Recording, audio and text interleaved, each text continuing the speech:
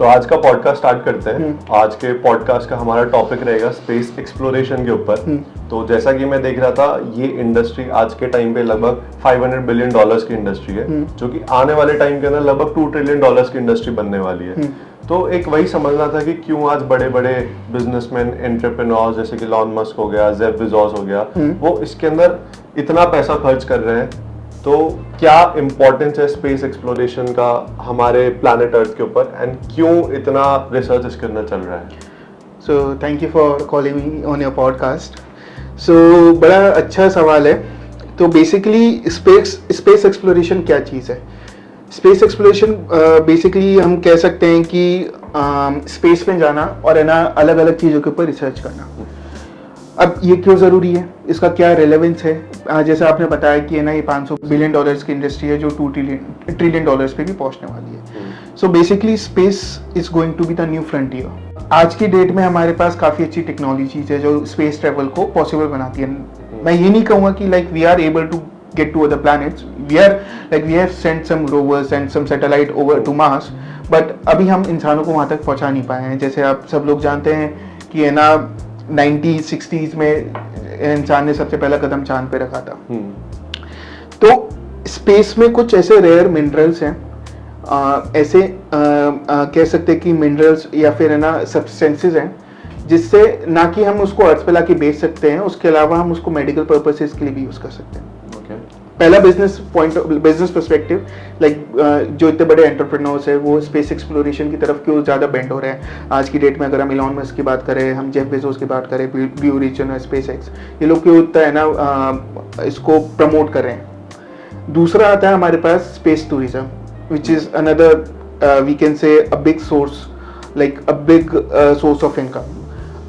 जैसे हाल ही में इलॉन मस्क ने रीयूजेबल रॉकेट्स का इन्वेंशन करा है, जिसमें भी जो रॉकेट एक सैटेलाइट है, एक कैप्सूल को स्पेस पे छोड़ के आते हैं, वो रॉकेट्स वापस हम अर्थ पे लैंड कर सकते हैं। पहले ऐसा पॉसिबल नहीं था। तो इससे स्पेस टूरिज्म की पॉसिबिलिटी भी दिख रही है। जिस space tourism as you know कि हर कोई इतना फॉर्चुनेट नहीं होता कि वो एस्ट्रोनॉट बन सके। तो स्पेस टूरिज्म से एक आम आदमी या फिर एक आम बच्चा जिससे स्पेस देखना है, जिसे इस फील्ड में या फिर इस साइंस में इंटरेस्ट है, वो अपनी लाइफ टाइम में इस चीज़ को एक्सप्लोर कर सकता है। आज तक हमने सिर्फ हमारे इस पेल ब्लू प्लैनेट की हमने आज तक सिर्फ फोटोग्राफ्स ही देखी हैं, लेकिन इन फ्यूचर वो पॉसिबल हो सकेगा कि है ना हम अपने प्लैनेट को लाइव देख सकें कि हमारा प्लैनेट एक्चुअली में दिखता कैसे है। और इसी एक्साइटमेंट को ये एंटरप्रेन्योर्स मोनेटाइज करना चाह रहे हैं। तो काफ़ी इंटरेस्टिंग इसके अंदर है, आपने पॉइंट्स बताए। इसमें एक पॉइंट पे मुझे थोड़ा सा डिटेल में डीप डाइव करना था कि जब हम बात करते हैं रिसोर्सेज की, मिनरल्स की और मे बी मेटल्स की, जिसको हम हमारे प्लैनेट में ला सकते हैं, तो फर्स्टली इन रिसोर्सेज के किन इंडस्ट्रीज के अंदर अच्छे और बड़े बड़े यूज केस हो सकते हैं, और क्या बेनिफिट हो सकता है इंडस्ट्रीज के अंदर, and when we look at humanity as a whole towards prosperity, तो क्या वो यूज केसेस निकल के आएंगे जो कि हमको पता होने चाहिए?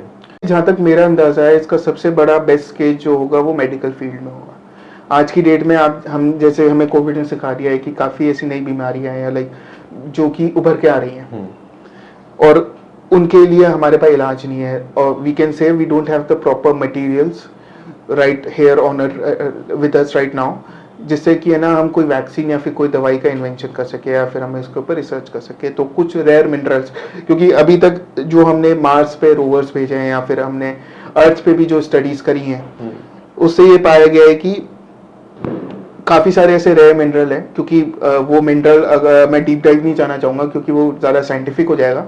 कुछ ऐसे रेयर मिनरल्स है जिससे हमें ना हमारी जो टेक्नोलॉजी है उसको भी एडवांस कर सकते हैं। हमारे जो सबसे बड़ा जो किसी भी टेक्नोलॉजी को चलाना होता है मेरे हिसाब से वो होता है उसको पावर कैसे कर सकते हैं हम, पावर सोर्स। तो है ना उस पावर सोर्स का ऑल्टरनेटिव भी हमें उस चीज़ से मिल सकता है। उसके अलावा हम उसको यहाँ पे अर्थ पे लाके एज अ ज्वेलरी बेच भी सकते हैं, एज अ रेयर एलिमेंट। क्योंकि आप जानते हैं कि if we talk about gold क्योंकि बहुत लिमिटेड अमाउंट में हमारे पास अर्थ पे, इसलिए उसके प्राइसेस ज़्यादा हाई हैं, तो इससे नई बिजनेस अपॉर्चुनिटीज खुल के आती हैं। करेक्ट। तो जैसा कि आपने बताया 3 मेजर यूज केसेस में निकल के आ रहे हैं। एक अपना हेल्थ केयर इंडस्ट्री के अंदर, फार्मास्यूटिकल सबसे बड़ा जो यूज केस है वो हेल्थ, जो यूज केस तो नहीं कहूँगा क्योंकि अभी तक ऐसा पॉसिबल हो नहीं पाया, लेकिन जो सबसे बड़ा अच्छा पर्सपेक्टिव दिख रहा है वो मेडिकल फील्ड में ही दिख रहा है। ओके। इनफैक्ट आई थिंक आने वाली जो फ्यूचरिस्टिक टेक्नोलॉजीज है वहाँ पे भी कहीं ना कहीं इन मेटल्स का, मिनरल्स का यूज होने वाला है। सेमीकंडक्टर इंडस्ट्री की हम अगर बात करते हैं या कोई भी टेक्नोलॉजिकल लेड इंडस्ट्री की बात करते हैं, सब चिप बेस्ड सिस्टम होता है। तो वहाँ पे मुझे लगता है कि कुछ ना कुछ मेटल्स वगैरह को करके हम लोग एक नेक्स्ट लेवल ऑफ चीजें अनलॉक कर सकते हैं। वो भी है, और है ना हम लोग है ना क्योंकि आज की डेट में हम लोग हेविली ऑयल पे डिपेंड है फॉर आवर पावर सोर्स। अगर हम है ना बेसिक हमारी घर की मतलब हमारी कार से लेके हमारे घर पे जो खाना पकता है उसमें हम लोग हेविली ऑयल पे डिपेंडेड है। हम लोग धीरे धीरे सोलर एनर्जी की तरफ जा रहे हैं, लेकिन right now solar energy is more expensive. Like if you get a solar plant in your house to maintain that it's expensive, जिससे हर कोई अफोर्ड नहीं कर सकता। राइट। और क्योंकि हम लोग ऑयल एक्सट्रैक्ट करते हैं हमारे अर्थ से, तो हम लोग है ना अर्थ के एटमॉस्फेयर को भी, एटमॉस्फेयर अर्थ के क्लाइमेट को भी हम धीरे धीरे डैमेज कर रहे हैं, क्योंकि हम हैवी मशीनरीज यूज कर रहे हैं जिससे काफी पोल्यूटेंट्स एयर में जाते हैं और वो क्लाइमेट को बहुत माइनर तरीके से है ना इफेक्ट कर रहे हैं, जिसका इफेक्ट हमें देखने को मिल रहा है। जैसे मैं अभी एक रिसेंटली एक आर्टिकल पढ़ रहा था जिसमें पाया गया कि अंटार्कटिका में ग्रीन मॉसेस, अगर आप जानते हो ग्रीन मॉसेस बेसिकली एक प्लांट है जो कि आपको है ना जहाँ पे पानी होता है, लाइक कोई भी समुद्र के तट पे या फिर जहाँ भी आपको लार्ज अमाउंट में पानी मिलेगा वहाँ पे ये पैदा होते हैं। रिसेंटली वो ग्रीन मॉसेस अंटार्कटिका में पाए गए, which was not possible at all because Antarctica में -40 नॉट -40 -2 -3 लाइक वहाँ का जो टेम्परेचर है वो है ना सस्टेनेबल नहीं है for these kind of plants.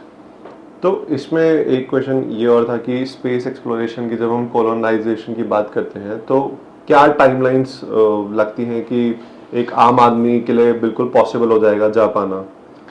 देखिए, जिस हिसाब से अभी करंट रिसर्च चल रही है और जिस हिसाब से टेक्नोलॉजी एडवांस होती जा रही है, मुझे लगता है कि आने वाले 100 सालों में ये पॉसिबल हो पाएगा कि हम कॉलोनाइजेशन स्टार्ट कर सके। मैं ये नहीं बता सकता एग्जैक्टली कि आम आदमी के लिए अफोर्डेबल कितना होगा, क्योंकि एट द एंड जहाँ बात आके अटकती है वो अफोर्डेबिलिटी की, right? Because these companies are spending billions trillions of dollars, correct, and somehow they have to recover that cost. Right now, the main thing that they are doing all this under research and development.